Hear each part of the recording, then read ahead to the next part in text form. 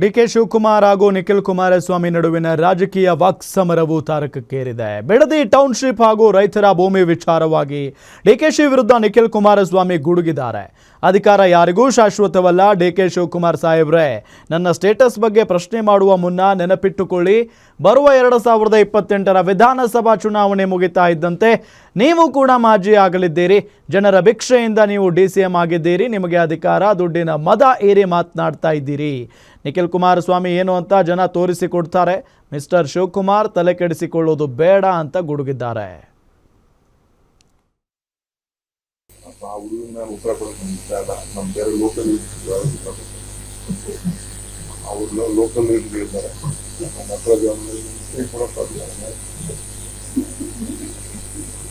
ಸ್ಟೇಟಸ್ಸೇ ಗೊತ್ತಿಲ್ಲ ನನಗೆ.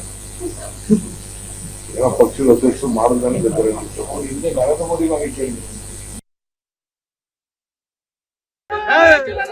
ನಿಖಿಲ್ ಕುಮಾರಸ್ವಾಮಿ ಸ್ಟೇಟಸ್ ಬಗ್ಗೆ ಪ್ರಶ್ನೆ ಮಾಡಿದ್ದಾರೆ. ಸಾಹೇಬರು ನನ್ನ ಸ್ಟೇಟಸ್ ಬಗ್ಗೆ ಪ್ರಶ್ನೆ ಮಾಡಿದ್ದಾರೆ. ಒಂದು ಅರ್ಥಕೊಳ್ಳಿ, ಇವತ್ತು ಅವ್ರಿಗೆ ಏನು ಜನ ಸ್ಟೇಟಸ್ ಕೊಟ್ಟಿದಾರಲ್ಲ, ಉಪಮುಖ್ಯಮಂತ್ರಿ ಸ್ಟೇಟಸ್, ಇದು ನಾಡಿನ ಜನತೆ ಅವ್ರಿಗೆ ಭಿಕ್ಷೆ ಕೊಟ್ಟಿದ್ದಾರೆ.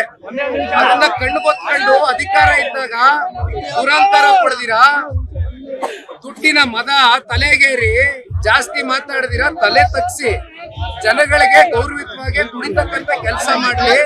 ನಿಖಿಲ್ ಕುಮಾರಸ್ವಾಮಿ ಸ್ಟೇಟಸ್ ಏನು ಅಂತಕ್ಕಂಥದ್ದು ಈ ನಾಡಿನ ಜನತೆ ಮುಂದಿನ ದಿನಗಳಲ್ಲಿ ತೋರಿಸ್ಕೊಡ್ತಾರೆ. ತಲೆ ಕೆಡಿಸ್ಕೊಳ್ಳೋದು ಬೇಡ. ಮಿಸ್ಟರ್ ಶಿವಕುಮಾರ್ ಅವರು ಇಷ್ಟು ಲಘುವಾಗಿ ಮಾತನಾಡ್ತಕ್ಕಂಥದ್ದು ಬೇಡ.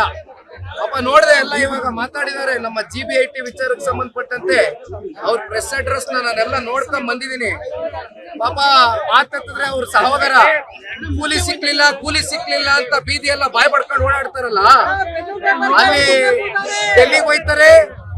ಅಲ್ಲಿ ಪಾಪ ಇಲ್ಲಿವರೆಗೂ ಮುಖ್ಯಮಂತ್ರಿ ಉಪಮುಖ್ಯಮಂತ್ರಿಗಳ ಕುರ್ಚಿಯ ಒಂದು ಕಿತ್ತಾಟ ಬಡದಾಟ ಬೀದಿನಲ್ಲಿ ರಂಪಾಟ ಆಗಿ ಜನ ಇವತ್ತು ನಗುವಂತ ಪರಿಸ್ಥಿತಿ ಬಂದ್ರು ಕೂಡ ಕಾಂಗ್ರೆಸ್ನ ಹೈಕಮಾಂಡ್ ಪಾಪ DK ಶಿವಕುಮಾರ್ ತಮ್ಮ ಅದೆಂತದೋ ದುಡ್ದು ಬಿಟ್ಟಿದೀವಿ, ಕೂಲಿ ಸಿಕ್ಕಿಲ್ಲ ಅಂತಾರಲ್ಲಪ್ಪ. ಆ ಬದಲು ಕೂಲಿ ತಗೋ ಬರ್ಲಿ, ಅದೆಂತದೋ ದುಡ್ದವ್ರಂತೆ.